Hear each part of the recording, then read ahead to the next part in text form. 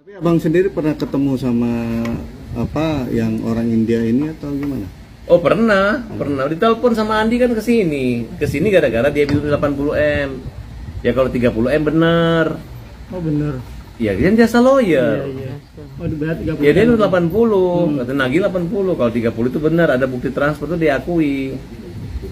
Ya kalau kalian menganggap ini penitipan ya laporin aja. Tapi kan terungkap karena kata Firdaus yang harusnya ditagih itu adalah kliennya, tapi kliennya bebas, jadi nggak bisa nagih kliennya. Daripada klien yang India ini diserang rumahnya, dibilang aja uang sama Elsa supaya mereka nyari Elsa. Enggak, gue bingung.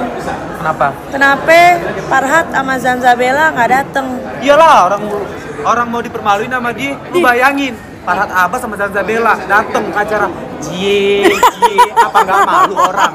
Lagian nih, dia kan gua belain di depan di belakang. Salahnya di mana? Orang cuma pengen cie-ciein doang ya nggak? Ini apa? Kalian tahu sampah? Ini sampah. Aku aja nangkep lo sebagai orang yang tidak bersekolah tinggi. Maksudnya gini, Tenopi kan ngajak jalur damai. Duduk berdua sudah disiapkan di tempatnya di sini. Tinggal datang, nanti rembukan seperti apa kelar kan? Lah si kuasa hukumnya, aduh, sekali hari ini aku emosinya sama mak lagi kuasa hukumnya Tenopi lagi ngomong nyerocos saja itu 1,3M 1,3M duitnya itu kan punya Agus udah dikasihkan kelar itu masa bukan kayak gitu kelarnya. Kalau itu kelar petisi kemarin yang udah hampir berapa puluh ribu itu buat apa? Ingat kata-kata kuasa hukumnya Agus, suruh ngeluarin petisi itu kalau kemarin tembus berapa ribu. Terus itu buat apa? Itu buat apa Miska?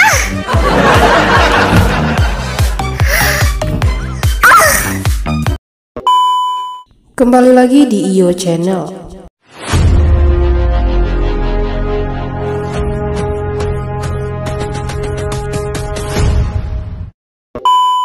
Baiklah, kali ini saya masih akan membahas tentang kuasa hukum Novi undang Agus Salim soal penyelesaian dana donasi besok. Untuk selengkapnya simak video berikut ini.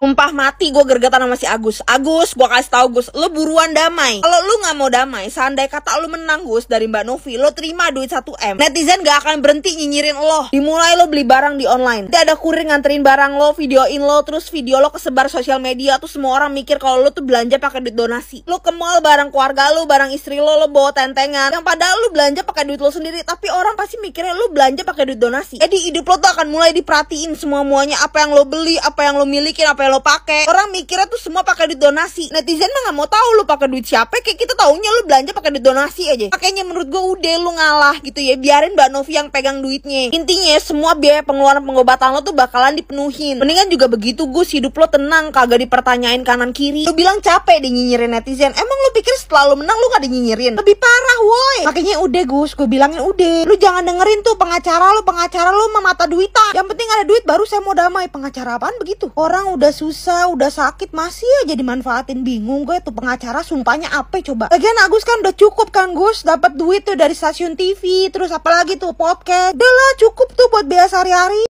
Selamat pagi semuanya. Sebelumnya gue mau mengingatkan buat kalian jangan lupa cek rutin kesehatan, terutama tensinya.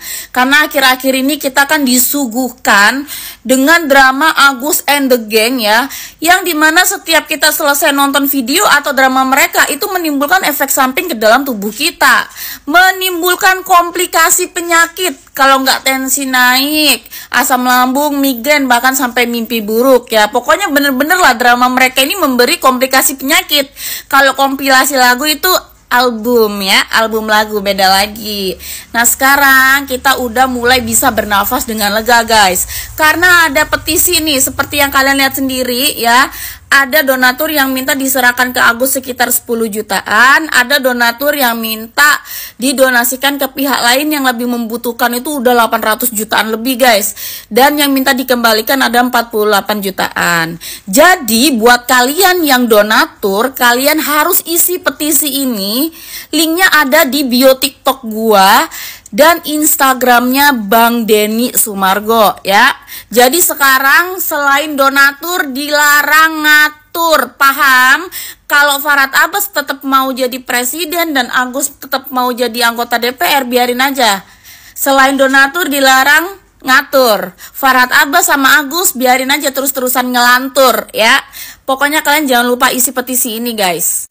Karena gue yakin kalian semua pasti udah muak banget dengan drama ini, jadi kita segera selesaikan dengan petisi ini.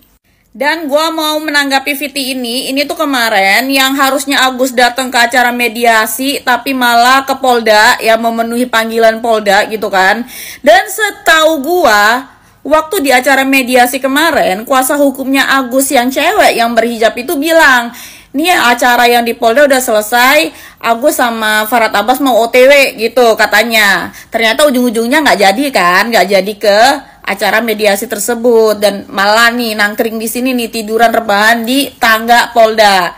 Dan gue perhatikan ya, Agus itu selalu tiduran di tangga kayak begini, spotnya selalu sama. Apakah Agus merasa dengan tiduran di sini ini membawa hoki menurut Feng Shui atau gimana? Nggak ngerti juga ya. Tapi gue ngerasa aneh sama orang-orang di Polda sini gitu loh. Kok lihat begini tuh kok tega sih gitu loh. Rasa kemanusiaannya tuh di mana? Kenapa dibiarin tiduran di sini gitu, kayak nggak tega nggak sih ngelihatnya? Harusnya disuruh tiduran di tengah jalan raya yang bener. Ya guys, gue sebagai netizen tadi panjang jalan gue dengerin kan live-nya gitu kan, mencari jalan tengah gitu. Itu menurut gue di sini gue sebagai netizen cuman mau bilang Bang Farhad Abbas itu terbaik antagonisnya. Terbaik udah.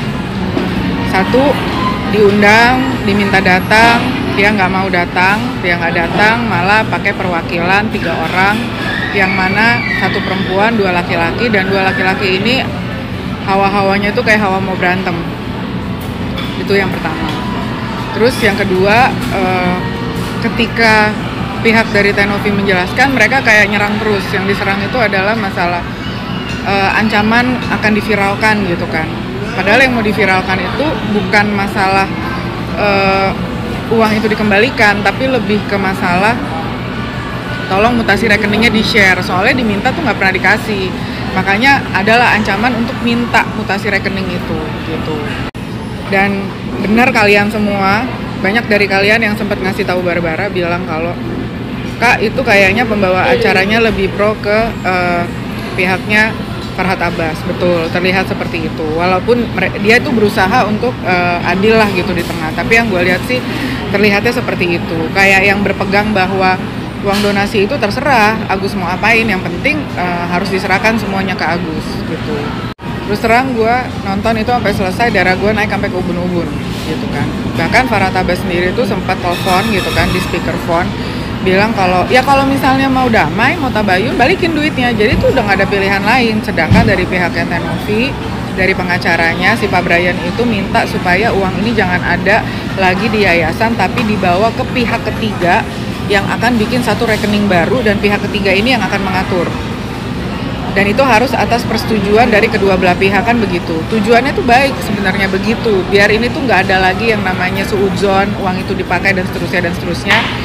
Tapi berhubung karena dari Farhad Abbas yang nggak datang, akhirnya yang nggak ada jalan tengah. Jadi pertemuan yang sudah direncanakan, yang akhirnya live kita semua pada nonton, itu nggak ada artinya. Kenapa? Karena Farhad Abbas tidak ada di situ.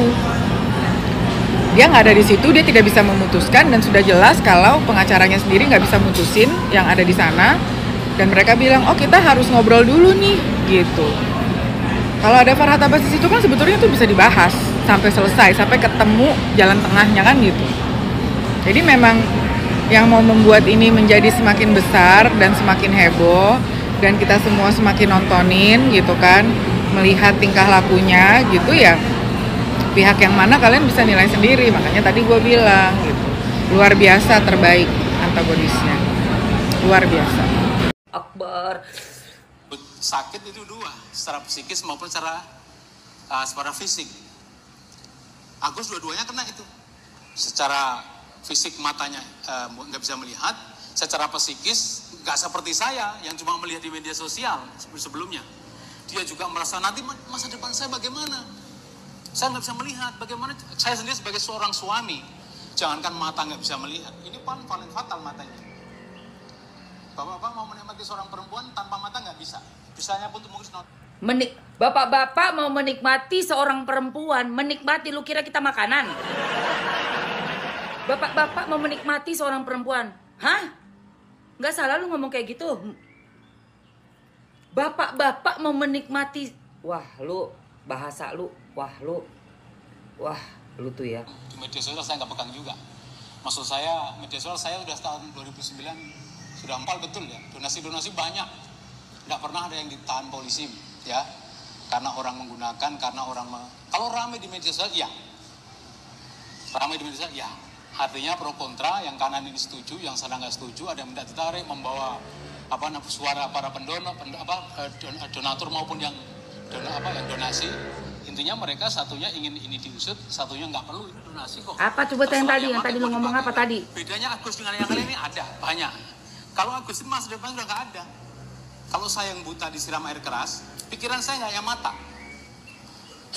Karena di dokter itu yang diobati meskipun yang sakit mata, satu badan dibawa ke rumah sakit. Secara kejiwaan. Ya, bukan hanya matanya dicopot atau kepala dipotong kemudian diobati enggak, tapi satu badan jiwa dibawa. Oleh karena itu yang disebut sakit itu dua, secara psikis maupun secara fisik. Agus dua-duanya kena itu. Secara fisik matanya nggak bisa melihat, secara psikis nggak seperti saya yang cuma melihat di media sosial sebelumnya. Dia juga merasa nanti masa depan saya bagaimana? Saya nggak bisa melihat bagaimana. Saya sendiri sebagai seorang suami, jangankan mata nggak bisa melihat, ini paling fatal matanya. Bapak-bapak mau menikmati seorang perempuan tanpa mata nggak bisa. Ya Allah, bapak-bapak mau menikmati seorang perempuan tanpa mata nggak bisa. Kuasa hukum Pratiwi Novianti atau Teh Novi, Brian Praneda mengatakan telah menyiapkan agenda khusus guna membahas soal kekisruhan donasi pengobatan bagi Muhammad Agus Salim yang menjadi korban penyiraman air keras. Brian mengatakan pihaknya menginisiasi pertemuan agar kedua belah pihak bisa bersepakat soal penyaluran donasi pengobatan bagi korban. Novi, kata Brian, tetap memprioritaskan pengobatan bagi Agus meskipun Agus memperkarakan tudingan soal penyalahgunaan dana donasi dengan melaporkan Novi ke polisi. Tapi memang akhirnya terhambat dan akhirnya timbul masalah-masalah hukum pada Teh Novi yang dilaporkan oleh Agus dan kuasa hukumnya, ujar Brian. Dia menjelaskan pertemuan itu bertujuan untuk mencari jalan terbaik agar uang donasi yang dikumpulkan oleh Yayasan Rumah Peduli Kemanusiaan milik Novi bisa dipergunakan untuk pengobatan mata Agus. Brian mengklaim Novi tidak mengajukan syarat apapun kepada Agus untuk mengambil uang donasi senilai 1,3 M itu. Termasuk bukan karena ingin berdamai di jalur hukum, entah mau cabut laporan polisi maupun apapun tidak ada, kata Brian. Menurut surat undangan yang dilihat Tempo, pertemuan pihak Agus dan Novi diagendakan pada Jumat 15 November 2024, tepatnya mulai pukul 15.30 WIB. Rencananya pertemuan itu bakal digelar di Gedung Jong 45 Jalan Menteng Raya nomor 31 Menteng, Jakarta Pusat. Dalam lembar pertama surat undangan tertulis bahwa pertemuan itu akan digelar secara terbuka dan disiarkan melalui media massa. Perselisihan Agus dengan Novi bermula ketika Novi menemukan ada sejumlah mutasi ke beberapa rekening keluarga Agus. Mutasi tersebut yaitu 98 juta ke rekening atas nama Miftahul Jannah alias Via, anak Wawa orang yang mengurus Agus, 50 juta ke kakak Agus, dan 250 juta ke rekening istrinya.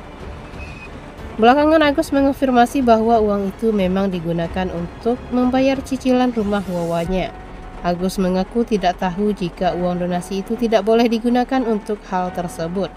Agus pikirnya itu udah milik Agus, enggak ada yang kasih tahu uang ini enggak boleh untuk apa, ucap Agus dalam sebuah siniar curhat Bang Denny Sumargo.